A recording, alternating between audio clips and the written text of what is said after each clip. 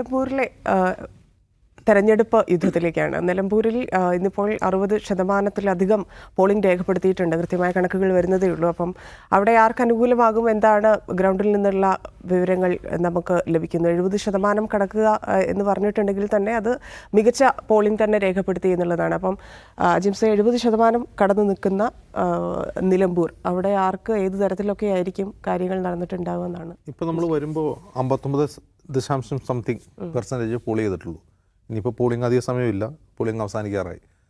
അപ്പോൾ ഒരു മികച്ച പോളിംഗ് ആണെന്ന് എനിക്കിപ്പോൾ നിലവിൽ തോന്നുന്നില്ല. ഒരു പക്ഷേ ഒരു 10% പോളിംഗ് ഇനി നടന്നാൽ അതിനുള്ള സാധ്യത വളരെ വിരളമാണ്. നമ്മൾ വരുമ്പോൾ 60 കണ്ടത്. 70 ആയിട്ടില്ല. 70 ആണെങ്കിൽ നല്ല പോളിംഗ് ആണ് ഈ സമയത്ത്. 60 ആയിട്ടുള്ളൂ. അത് 70% വരുത്തുവാണെങ്കിൽ സാമാന്യം തരക്കേടില്ലാത്ത പോളിംഗ് ആണ്. ഇപ്പോൾ വന്നിരിക്കുന്ന റിപ്പോർട്ടിൽ 70%. അപ്പോൾ 76% ലാസ്റ്റ് ഉണ്ടായിരുന്നത്.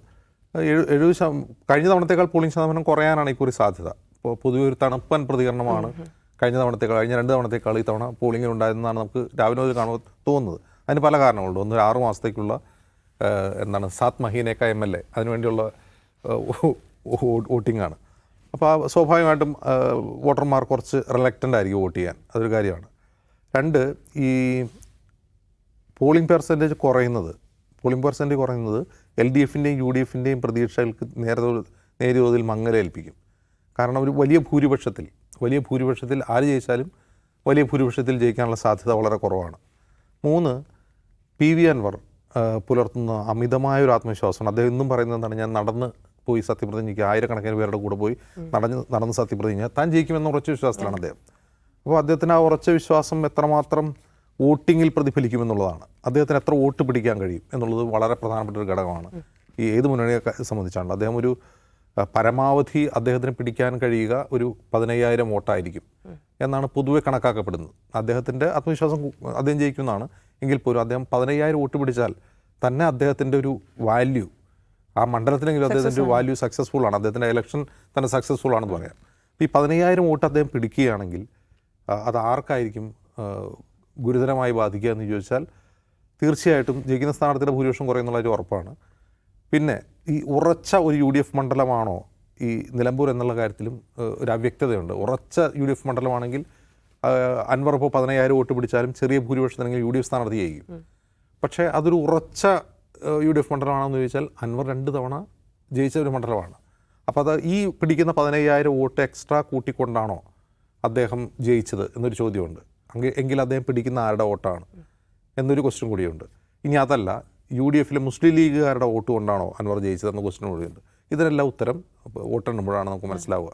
എന്തായാലും അൻവർ ജയിക്കുമെന്ന് ചോദിച്ചാൽ എനിക്ക് നിലവിലെ കണക്കുകൾ പ്രകാരം, ഞാനിപ്പോൾ ആ മണ്ഡലത്തിൽ കുറച്ച് പ്രാവശ്യം പോയ പ്രകാരം അൻവർ ജയിക്കാൻ ആവശ്യമായ വോട്ട് അദ്ദേഹത്തിന് കിട്ടാൻ സാധ്യത കുറവാണ്. പക്ഷേ അദ്ദേഹം നല്ല ഗണ്യമായ വോട്ട് പിടിക്കും. അത്ര ശക്തമായ ഗ്രാസ് റൂട്ട് ലെവലിലുള്ള പ്രചാരണം അദ്ദേഹം നടത്തിയിട്ടുണ്ട്. അപ്രതീക്ഷിതമായ കോണുകളിൽ നിന്ന് പോലും അദ്ദേഹത്തിന് വോട്ട് ലഭിക്കാനുള്ള സാധ്യതയുമുണ്ട്.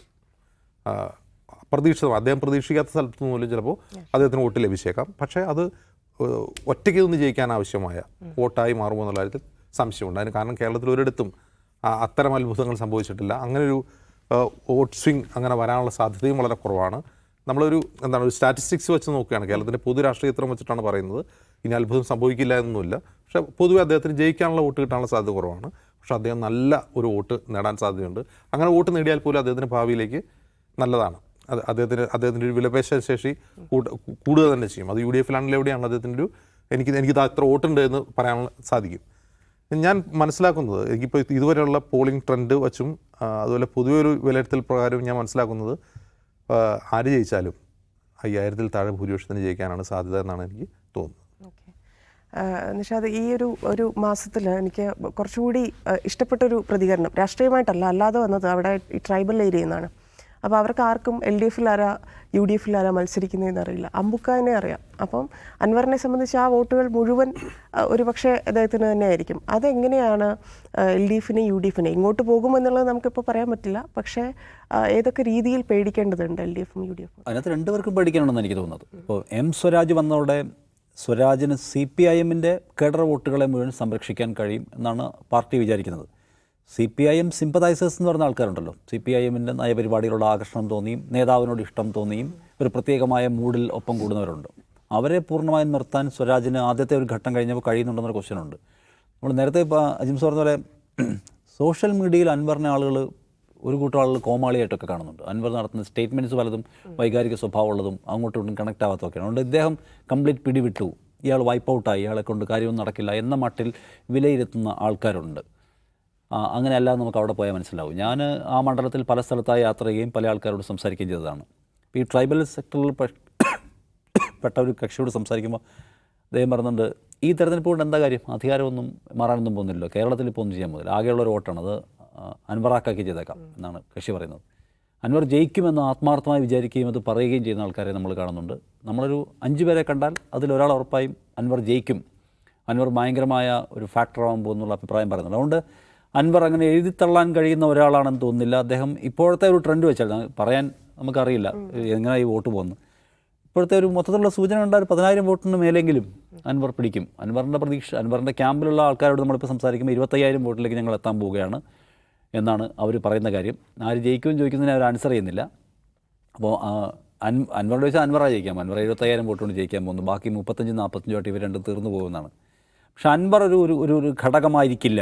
ഇത് UDFും LDFും തമ്മിലുള്ള പോരാട്ടമാണ്. അതിൽ UDF ഒരു മഹാഭൂരിപക്ഷത്തിൽ വിജയിക്കാൻ പോകുന്നു എന്ന UDFിൻ്റെ ആ നിലക്കുള്ള കോൺഫിഡൻസിനെ അൻവർ ഈ ദിവസങ്ങളിലും ഈ മണിക്കൂറുകളിലും ബാധിക്കുന്നുണ്ടെന്നാണ് എനിക്ക് തോന്നുന്നത്. അതുകൊണ്ട് നേരത്തെ അജിംസ് പറഞ്ഞ പോയിനോട് ഞാൻ യോജിക്കുകയാണ്. ജയിക്കുന്ന ആളുകൾ വലിയ ഭൂരിപക്ഷത്തിലല്ലാതെ ആണ് ജയിക്കാനുള്ള സാധ്യത. നമ്മൾ കണക്കുകളൊക്കെ നോക്കിയാൽ, അല്ലെ പിന്നെ എന്ത് സംഭവിക്കണം, ഈ പറയുന്ന കണക്ക് കൂട്ടലുകൾക്കും ഇതിനെല്ലാം അപ്പുറത്തേക്ക് വലിയൊരു വികാരം ആഞ്ഞടിക്കണം. UDF ശ്രമിക്കുന്നത് അതിനാണ്.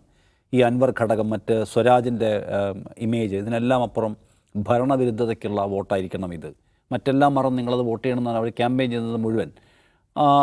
അത് പ്രവർത്തിക്കുന്ന ഒരു നില വന്നാൽ, നമ്മളിപ്പോൾ പുതുപ്പള്ളിയിലും തൃക്കാക്കരയിലും അവിടെയൊക്കെ ഇലക്ഷൻ റിസൾട്ട് കണ്ടാണല്ലോ, അത്രയും ഒരു ഭയങ്കരമായ ഒരു വേവ് ഉണ്ടായാൽ ഇതിലെല്ലാം അപ്പുറത്തേക്ക് പോകും. ആ വേവ് ഉണ്ടായി UDF ഒരു വലിയ ഭൂരിപക്ഷത്തിൽ ജയിച്ചാൽ ഉണ്ടാകാൻ പോകുന്ന മാറ്റങ്ങൾ ചെറുതായിരിക്കില്ല. ഇപ്പോൾ പലതരം സമവാക്യങ്ങളെ, ഇപ്പം വെൽഫെയർ പാർട്ടി എന്ന് പറഞ്ഞ പാർട്ടിയുമായിട്ട് ചേർന്നുകൊണ്ടാണ് UDF മത്സരിക്കുന്നത്. മതവർഗീയ ശക്തികളുമായിട്ടാണ് UDFിൻ്റെ കൂട്ട് എന്ന് പറഞ്ഞാൽ 50 കേന്ദ്രങ്ങളിൽ വർഗീയതയ്ക്കെതിരായിട്ടുള്ള സദസ്സൊക്കെ തെരഞ്ഞെടുപ്പിൻ്റെ തൊട്ട് തലേന്ന് LDF അവിടെ സംഘടിപ്പിക്കുകയും ചെയ്തു. അപ്പോൾ അത് ഒരു വളരെ കീ ഫാക്ടറായിട്ട് പ്രവർത്തിപ്പിച്ച് UDFിൻ്റെ വിശ്വാസ്യത തകർത്തതിനെ വീഴ്ത്താൻ കഴിയുമെന്നാണ് അവർ വിചാരിക്കുന്നത്. അത് ഈ തെരഞ്ഞെടുപ്പിൽ മാത്രമല്ല, അടുത്ത തെരഞ്ഞെടുപ്പിലും അവരുടെ ഒരു പ്രധാനപ്പെട്ട വജ്രായുധമായിട്ട് ഉപയോഗിക്കാൻ വെച്ചിരിക്കുന്നത് അതാണ്. അപ്പോൾ അതിൻ്റെ ഒരു ടെസ്റ്റ് ഡോസ് ഘട്ടമാണ് ഇത്.